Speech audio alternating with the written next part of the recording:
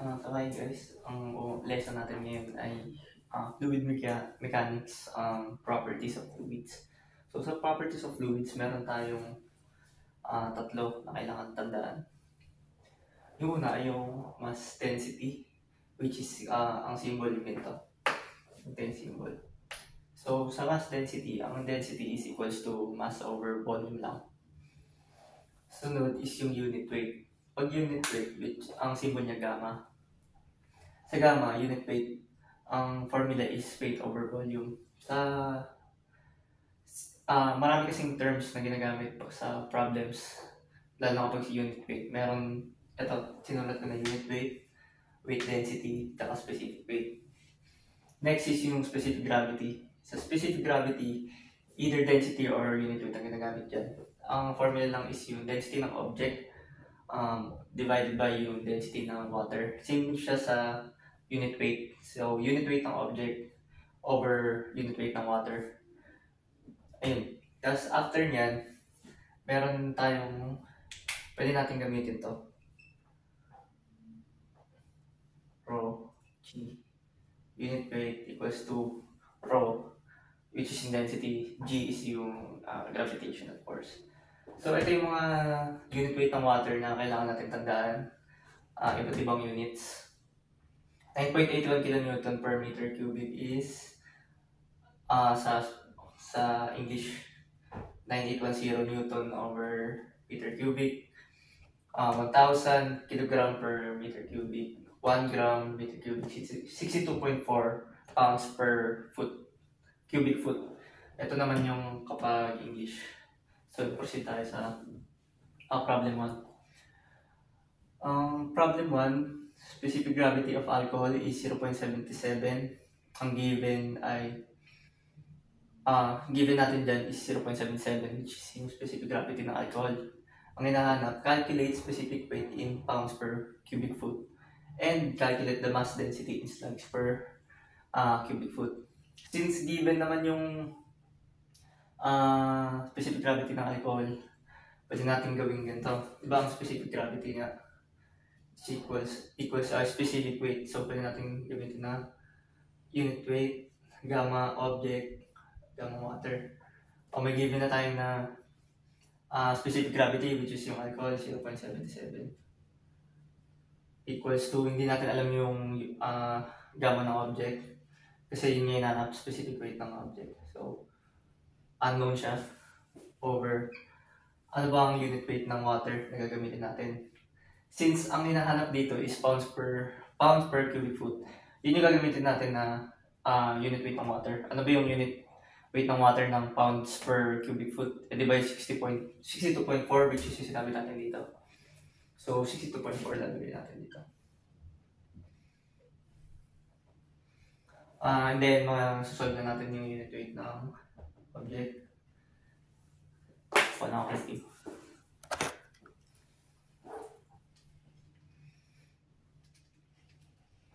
Ang nakuha ko ay 48.048.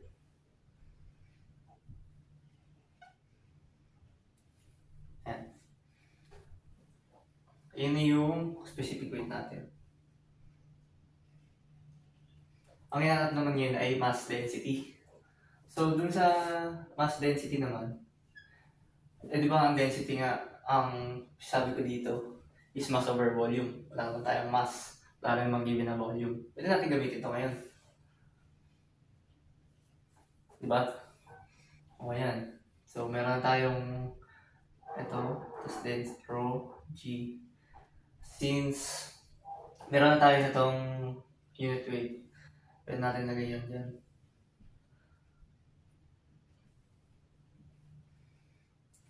Tapos, equals natin sa hinahanap natin na mass density, which is yung rho. 32.2 ang gagamitin natin gravitational force, it's English to pounds per foot. 32.2.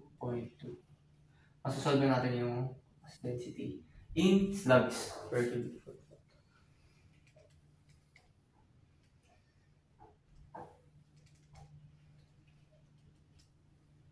So yun, 1.49.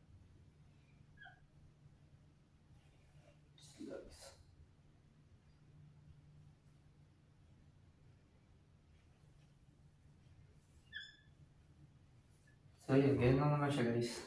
Meron pang isang problem na nakalagay dito.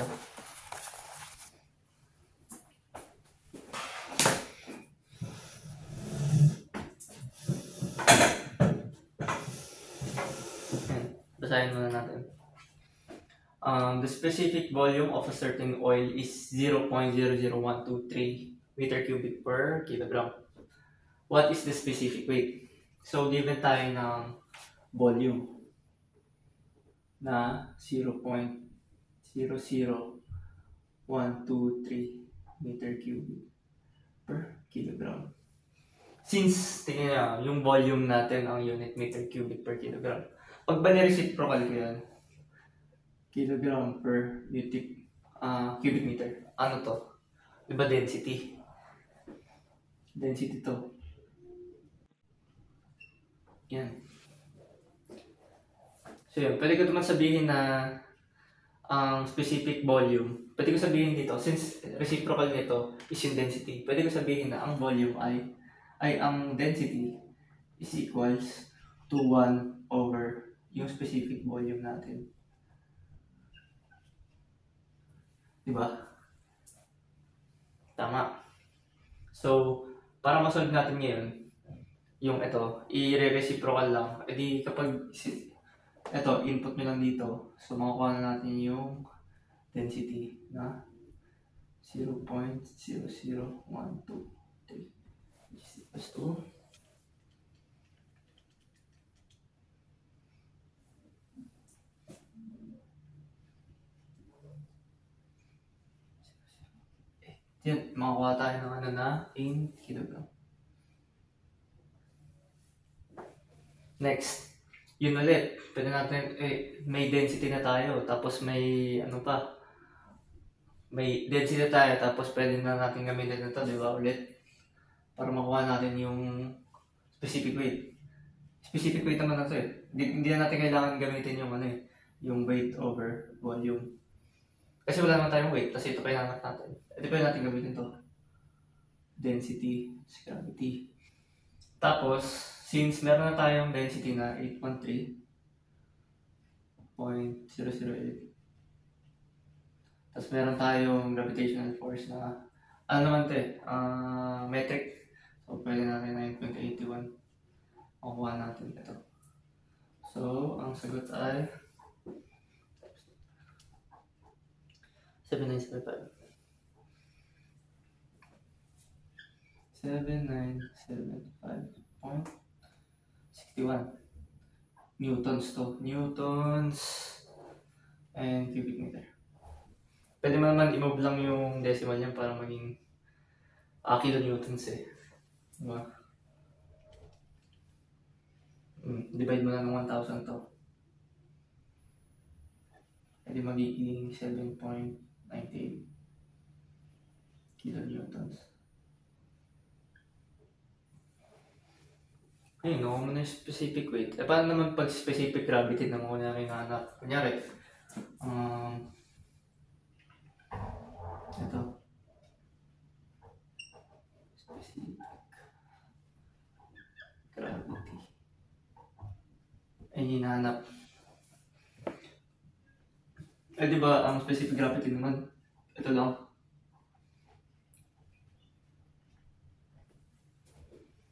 Edi meron ka ng may makukuha ka ng sagot ng specific gravity. So, specific gravity ng oil na dalawang na gamit ito. Yung object natin na nakuha, which is ito, 7.98. Balik na lang sa 9.81.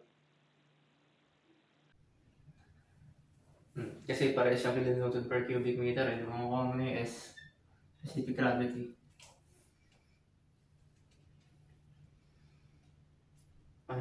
Diba? 0.81.